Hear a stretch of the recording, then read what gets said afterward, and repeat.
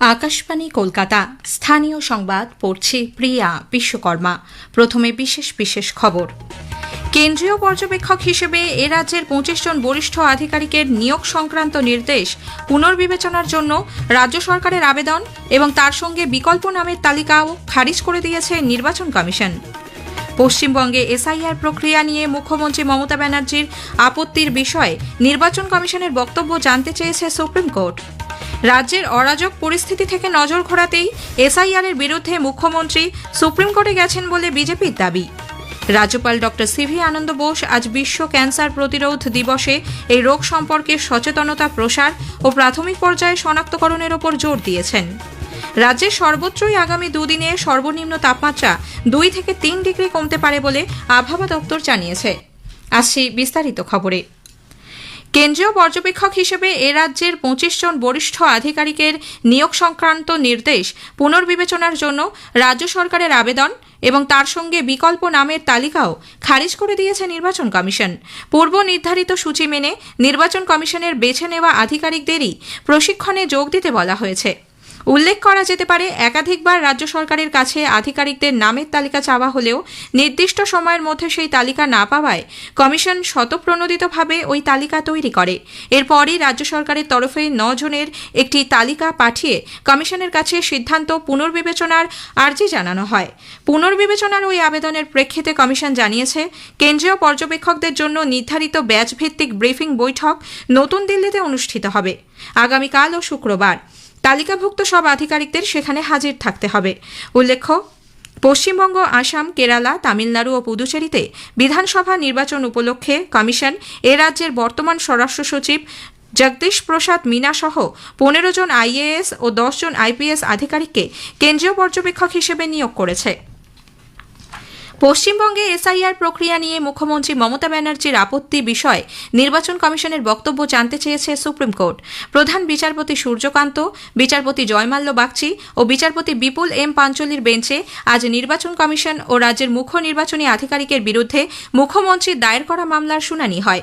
এ ব্যাপারে কমিশনকে নোটিশ জারি করেছে শীর্ষ আদালত। আগামী সোমবারের মধ্যে কমিশনকে নিজেদের বক্তব্য জানাতে হবে। ওই দিনই মামলার পরবর্তী শুনানি। পাশাপাশি কেন্দ্রীয় আধিকারিকদের মাইক্রো অবজারভার হিসেবে নিয়োগ করা হচ্ছে বলে মুখ্যমন্ত্রীর অভিযোগের প্রেক্ষিতে সর্বোচ্চ আদালত রাজ্যের কাছে গ্রুপ বি আধিকারিকদের তালিকা চেয়েছে, যারা লজিক্যাল ডিসক্রিপেন্সি বা তথ্যগত অসঙ্গতির সমস্যা মেটাতে কাজ করবেন। মুখ্যমন্ত্রীর হয়ে আজ আদালতে সওয়াল করেন আইনজীবী শ্যাম দিওয়ান। সরাসরি সওয়াল না করলেও শুনানির সময় নিজের বক্তব্য পেশ করার অনুমতি চান মুখ্যমন্ত্রী।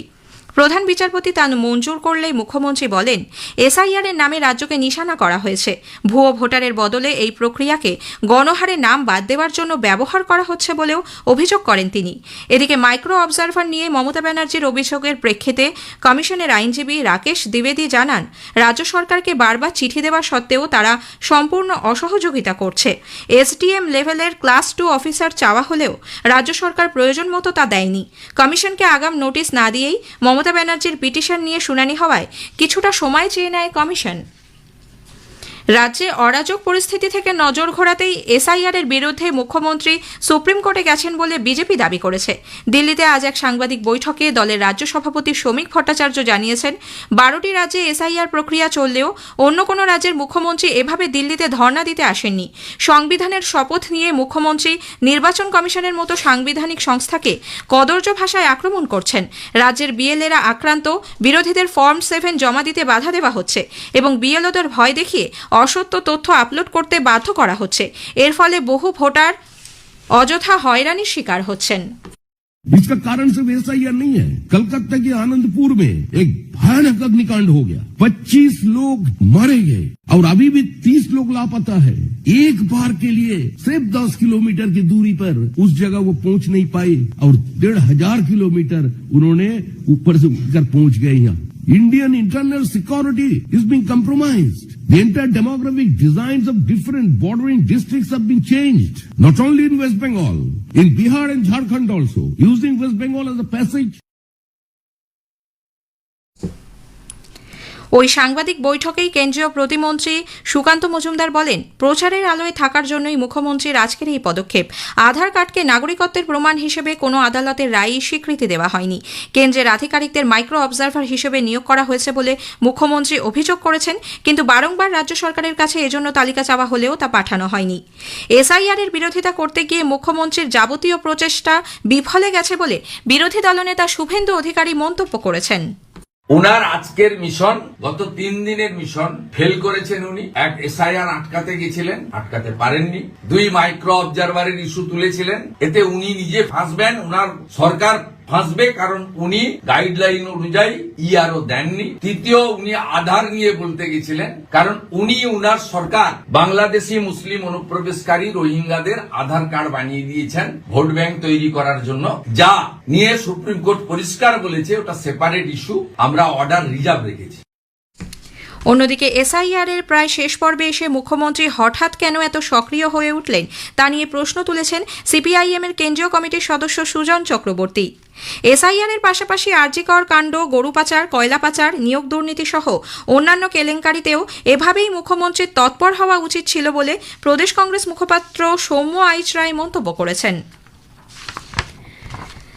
আরজিকর মেডিকেল কলেজ হাসপাতালে আর্থিক দুর্নীতি মামলায় হাসপাতালের প্রাক্তন ডেপুটি সুপার আক্তার আলীর আগাম জামিনের আবেদন খারিজ করে দিয়েছে কলকাতা হাইকোর্ট। বিচারপতি জয় সেনগুপ্তর এজলাসে আজ এ সংক্রান্ত মামলার শুনানি হয়। আদালতের পর্যবেক্ষণ, সিবিআই রিপোর্ট এবং চার্জশিটে তৎকালীন অধ্যক্ষ সন্দীপ ঘোষের সঙ্গে আক্তার আলীর আর্থিক দুর্নীতিতে ওতপ্রোতভাবে জড়িত থাকার প্রমাণ মিলেছে। সিবিআই এর তরফে আদালতে দাবি করা হয়, তদন্তের স্বার্থে আক্তার আলীকে হেফাজতে নিয়ে জিজ্ঞাসাবাদের প্রয়োজন রয়েছে। যাদবপুর বিশ্ববিদ্যালয়ে সিসিটিভি লাগানোর কাজ শেষ করতে আরও 17 দিন সময় চেয়েছে ওয়েবেল। কলকাতা হাইকোর্টে এ সংক্রান্ত একটি জনস্বার্থ মামলা শুনানিতে বিশ্ববিদ্যালয়ের আইনজীবী জানিয়েছেন, এই সময়ের মধ্যেই তারা সব কাজ শেষ করবে। প্রধান বিচারপতি সুজয় পাল ও বিচারপতি পার্থ সারথী সেনের ডিভিশন বেঞ্চ এদিন নির্দেশ দিয়েছেন, আগামী 24শে ফেব্রুয়ারি কাজের অগ্রগতি নিয়ে আদালতে রিপোর্ট পেশ করতে হবে বিশ্ববিদ্যালয়কে।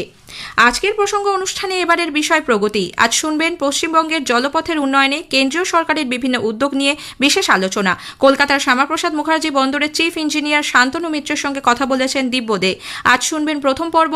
আকাশবাণী সংবাদ বিভাগ প্রযোজিত অনুষ্ঠানটি শোনা যাবে আজ রাত 9:30টায় গীতাঞ্জলি, ডিটিএইচ বাংলা এবং আকাশবাণী সংবাদ কলকাতা সোশ্যাল মিডিয়া প্ল্যাটফর্মে। স্থানীয় সংবাদ শুনছেন আকাশবাণী কলকাতা কেন্দ্র থেকে।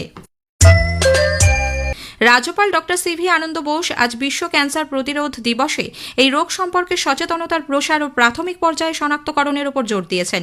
তিনি বলেন, জীবনযাত্রার পরিবর্তন, নিয়মিত পরীক্ষা এবং দ্রুত চিকিৎসা এই ত্রয়ী হল ক্যান্সার মোকাবিলার মূল চাবিকাঠি। প্রধানমন্ত্রী নরেন্দ্র মোদীর নেতৃত্বে দেশে ক্যান্সারের বিরুদ্ধে সমন্বিত লড়াই শুরু হয়েছে বলে তিনি জানান। উল্লেখ্য, ক্যান্সার সম্পর্কে সচেতনতা বৃদ্ধির লক্ষ্যে প্রতিবছর 4 ফেব্রুয়ারি বিশ্ব ক্যান্সার প্রতিরোধ দিবস হিসেবে পালিত হয়। রাজ্যের প্রায় সর্বত্রই আগামী 2 দিন সর্বনিম্ন তাপমাত্রা 2 থেকে 3 ডিগ্রি কমতে পারে। উত্তরবঙ্গে আগামীকাল বিক্ষিপ্তভাবে ঘন কুয়াশার সম্ভাবনা রয়েছে। আলিপুরে আজ সর্বনিম্ন তাপমাত্রা রেকর্ড করা হয় 16.8 ডিগ্রি সেলসিয়াস, স্বাভাবিকের থেকে 1.2 ডিগ্রি বেশি। সর্বোচ্চ তাপমাত্রা রেকর্ড করা হয় 26.4 ডিগ্রি সেলসিয়াস। ইসলাম চান্দ্র ক্যালেন্ডার অনুযায়ী গত রাত থেকে শুরু হয়েছে শবে বরাত। রাজ্যের বিভিন্ন জেলায় ইসলাম ধর্মাবলম্বী মানুষরা বিশেষ প্রার্থনা, ধর্মসভা, কোরআন পাঠের মধ্যে দিয়ে দিনটি উদযাপন করছেন। মুর্শিদাবাদেও চিরাচরিত ধর্মীয় রীতি মেনেই শবে বরাত পালন করা হচ্ছে। ব্যারাকপুর স্টেডিয়ামে আজ ডেভেলপমেন্ট লিগ ফুটবলে ইস্টবেঙ্গল 1-0 গোলে রাজস্থান ইউনাইটেডকে হারিয়ে দিয়েছে। একমাত্র গোলটি করেছেন গুইতে পেকা। শেষ করার আগে স্থানীয় সংবাদের বিশেষ কিছু অংশ আরও একবার। কেন্দ্রীয় পর্যবেক্ষক হিসেবে এ রাজ্যের 25 জন বরিষ্ঠ আধিকারিকের নিয়োগ সংক্রান্ত নির্দেশ পুনর্বিবেচনার জন্য রাজ্য সরকারের আবেদন এবং তার সঙ্গে বিকল্প নামের তালিকাও খারিজ করে দিয়েছে নির্বাচন কমিশন। পশ্চিমবঙ্গে এসআইআর প্রক্রিয়া নিয়ে মুখ্যমন্ত্রী মমতা ব্যানার্জির আপত্তি নিয়ে নির্বাচন কমিশনের বক্তব্য জানতে চেয়েছে সুপ্রিম কোর্ট। ইসলাম চান্দ্র ক্যালেন্ডার অনুযায়ী গতরাতে শুরু হয়েছে শবে বরাত। স্থানীয় সংবাদ শেষ হল।